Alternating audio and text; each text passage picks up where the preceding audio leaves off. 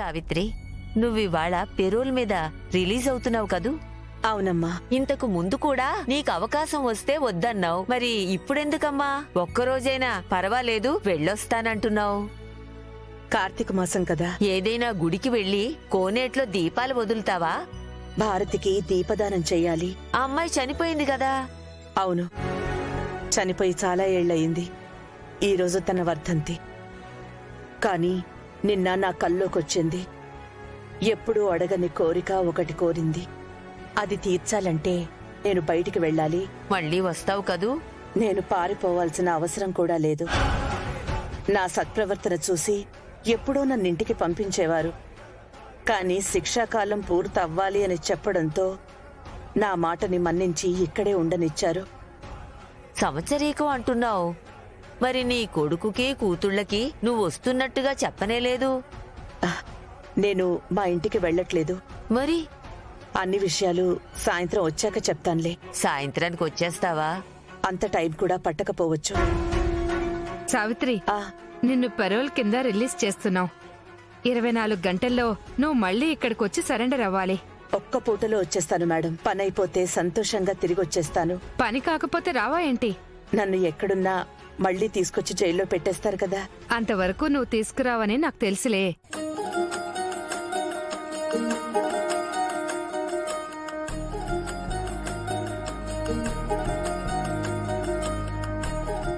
మళ్ళీ నువ్వు 24 గంటల్లో వచ్చి సంతకం చేస్తే తప్ప నీ పెరోల్ పూర్తవదు. లేదంటే నీకే కాదు, నిన్ను రిలీజ్ చేసిన మాకు కూడా సమస్యలొస్తాయి. మీకు అలాంటి ఇబ్బంది కలిగించను మేడం. ఇక్కడ సంతకం చేయి.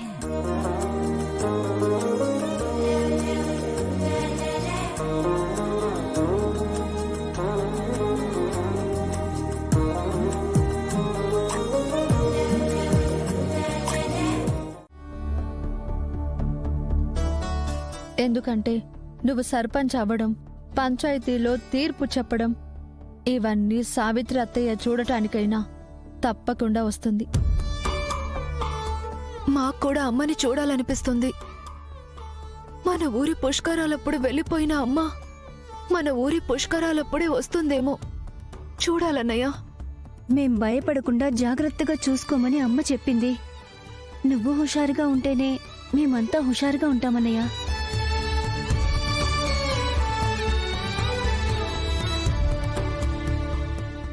అవునమ్మా, మీరేం భయపడకండి. అమ్మ గుర్తొచ్చి ఆగిపోయానే గాని మీకు అండగా ఈ అన్నయ్య ఉంటాడమ్మా. మీరెప్పుడూ సంతోషంగా నవ్వుతూ ఉండాలి. మీరు సంతోషంగా ఉంటే అమ్మ ఎప్పుడొచ్చినా చెల్లెలని జాగ్రత్తగా కాపాడుకున్నావు గంగా అని అమ్మ ఆనందపడుతుంది. అవునన్నయ్య, నువ్వు ఈ రోజు గురించి ఆలోచించి అమ్మ కోసం బాధపడుతున్నావు, కానీ మేము రేపటి గురించి ఆలోచిస్తున్నాం తెలుసా? అన్నకంటే చెల్లెలికే భవిష్యత్తు గురించి ఎక్కువ ఆలోచనుందే. భవిష్యత్తు గురించి కాదు వదినా, రేపు స్పెషల్ డే, ప్రత్యేకమైన రోజన్నమాట. ఏంటమ్మా అది? రేపు శ్రీవల్లి అక్క పుట్టినరోజు కదా.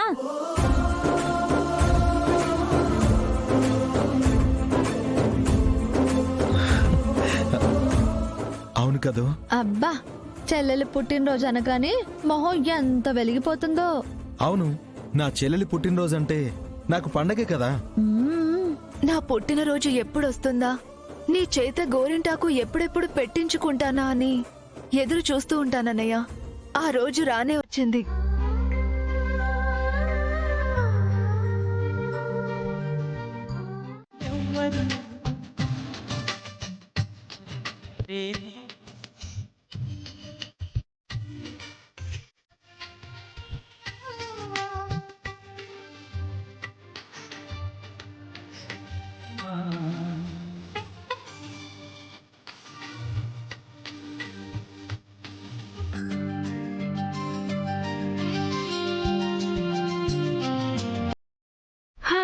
అమ్మయ్యా,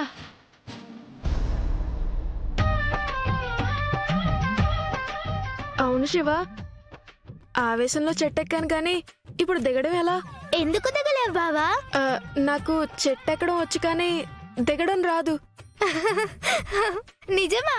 నువ్వు భలే తమాషాగా ఉన్నావే. నువ్వు నవ్వుకుంటే ఇక్కడ ఉండకుండా ఏదైనా నిత్యం తీసుకురాపో. నేనెక్కడ తీసుకొస్తాను? నువ్వు ఒక పంచే దూకేసేయ్. ఆలోచించకు బావా, దూకేసేయ్. ఇక్కడ నుంచి దూకితే ఇంకేమన్నా ఉందా? ఏంటి అలా చూస్తున్నావు?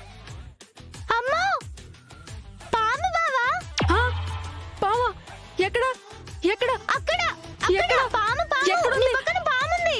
బాబోయ్ బాబోయ్.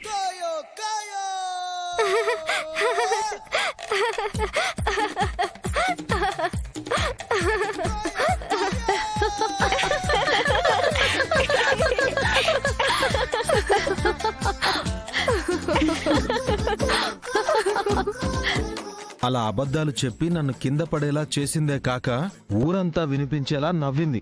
అప్పుడు నేను నవ్వడం కాదు, ఇప్పుడు మీ చెల్లెళ్ళు కూడా నవ్వుతున్నారు.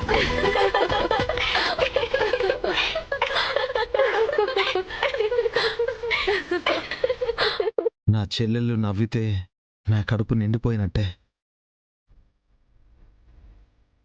ఇదే మరి నన్ను వాళ్ళని చూసుకోవడానికి వ్యత్యాసం. సరే సరే, ముందు మన పెరట్లో ఉన్న గోరింటాకు తీసుకొచ్చి రుబ్బి పెడితే అన్నయ్య గోరింటాకు పెడతాడు. రేపే పండుగ. పుట్టినరోజు పండక్కి ఏర్పాట్లు మొదలు పెట్టాలన్నమాట.